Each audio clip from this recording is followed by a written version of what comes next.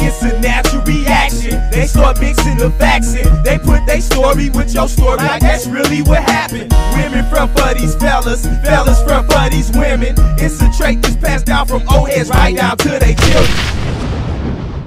The Gene Deal Show, cooking and conversation. If you was in Harlem during the mid to late 80s and everything, a lot of the crews was jumping off. And that was the same gang, Slick and the Family, 12th Street Posse. NFL, which meant niggas for life. The 40 Wolves, they was from 140th Street. We had the All-Stars. They was represented by my man Jewel, and he had the thing called Felon Magazine. Then you had the X-Men, which was 114th Street. My man Pop used to run that. Then you had Best Out. You understand? You had Butt Naked, and Butt Naked did a lot of the industry parties and stuff like that. You had Mecca Audio. You know, then you had the East Side Riders. You know what I'm saying? And then you had your top promoters. At that time, the top promoters was Peter Shue and his character Blue. They call himself the world famous Blue. And then you had Black and Gold. Then you had Sparkles and Sparkle Production. And you had Reggie Wells. You know, those are the parties that the hustlers, everybody who was getting money, everybody who was doing their thing was going to. And then another one was Top, who came in the late, around the mid 90s, was Black Hands. Chaz Williams had one of the biggest production companies and parties. This is before he got into the music thing and he started dealing with graph and everything like that. So that was the atmosphere. Those were the crews in Harlem. Now see, Chaz and them was from Queens, but they were more international than anybody because they was a kind of crew that brought everybody together.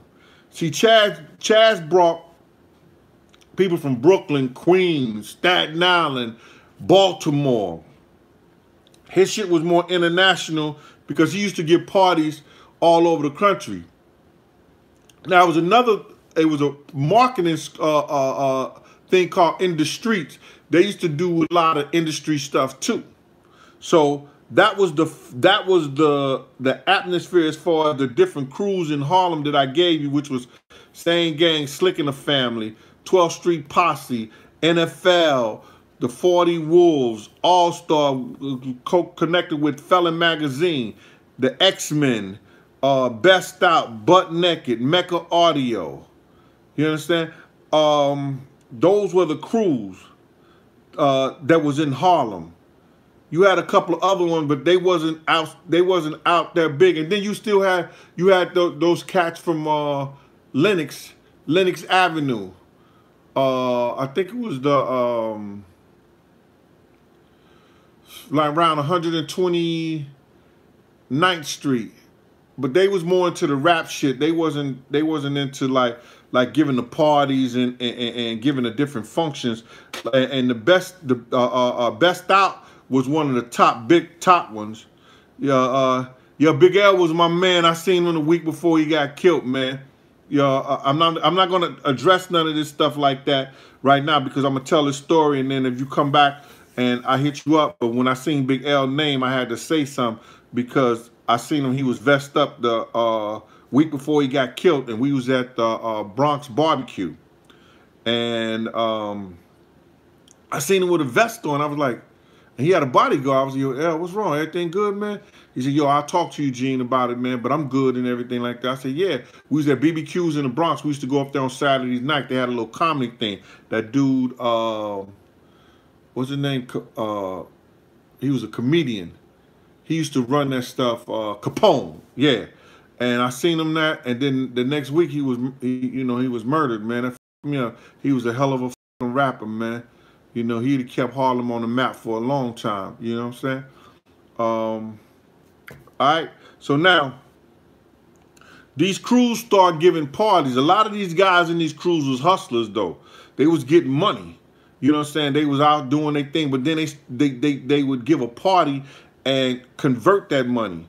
Now, out of the two crews that were big in doing that, it would have been Butt Naked, Best Out, the Same Gang, and Slick and the Family. Slick and the Family kept, when I left the Same Gang, I'm always going to be Same Gang, but when I left and started Slick and the Family with Slick, we became one of the top party givers, the top promoters in Harlem.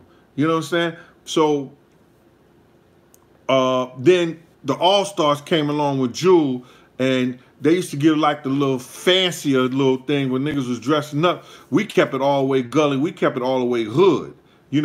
When you came to a Slick and a Family party, you was getting, get in where you fit in. That was our motto. You know what I'm saying? Get in where you fit in. It was crazy. So that's where we was at with that. So we were one of the top promoters and everything. So now, at this time, Puff was doing Daddy's House. And he was doing Daddy's House, the parties. That was at, he was doing Unsigned Hype at the building on Mondays. And he was doing a party at the Red Zone. But that got shut down. I'm going to get to that story a little later. So now, Andre Harrell, he was doing the Uptown Records and everything. That's when he had got D-Ferg to do that cat. That's how Puff and D-Ferg actually met. Because when he did that cat for Andre Harrell, you know what I'm saying, he did the bad boy thing for Puff. But I told D back then, way back then, man, I said, yo, D, man, you should tell them niggas, every time they use that shit, you get a penny, you know what I'm saying, for every time that thing is used somebody. But he always had faith in niggas to do the right thing, man. So he thought Andre Harrell and Puff was gonna do the right thing by him, and neither one of them never did. You know what I'm saying? So now neither one of them guys never did the right thing by him. So now the atmosphere for all the hustlers, everybody who was getting money in Harlem. Now this was Harlem. You got to understand, when you look at Paid in Full, that was just the little bullshit of that. You know what I'm saying? That Paid in Full shit was just, just parts of somebody. That was just somebody's story right there. But the dudes who was really getting money and who was really hustling and who was, doing their thing, they all had the same schedule. You understand? And that schedule was like Monday night, we was at Club 2000. Tuesday, we was at the skating rings, and then we go, we start at Willie's, then we go to the skating ring, and then we'll come back. Wednesday, we was at the Apollo. Then at the Apollo, we'll go to like maybe the Red Zone or the New Music Cafe, or we'd be back at Willie's. On Thursday nights, we was at the Cotton Club. And Mike Epps used to run the Cotton Club as far as he used to be the comedian there at the Cotton Club. And then Friday, we was doing either a Peter Shoe party or Sparkle. Friday or Saturday, we was either doing a Peter Shoe party, Sparkles, Reggie Wells, or, one of those, those promoter parties. That's what Harlem was about. Then if everybody in Harlem is doing, you got the Bronx coming over doing, you had a couple of, guys in Brooklyn, used to come out, because that's what all the honeys and everybody was doing. It was like a routine schedule. So that's what we were at doing that. So now,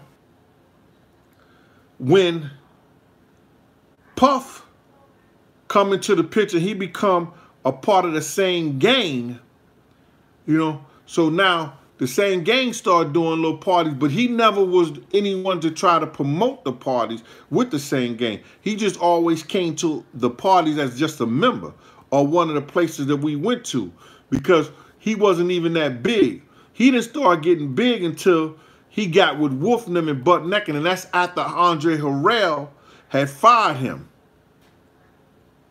Now, the reason everybody knows the reason why he got fired, and that was because of the City College tragedy thing. We spoke about that. So before, that was because of the City College tragedy where 9 people died and and got they suffocated in a stairwell. I the one who opened the door for them to get them around there. I was right there at the time. It was a crazy situation.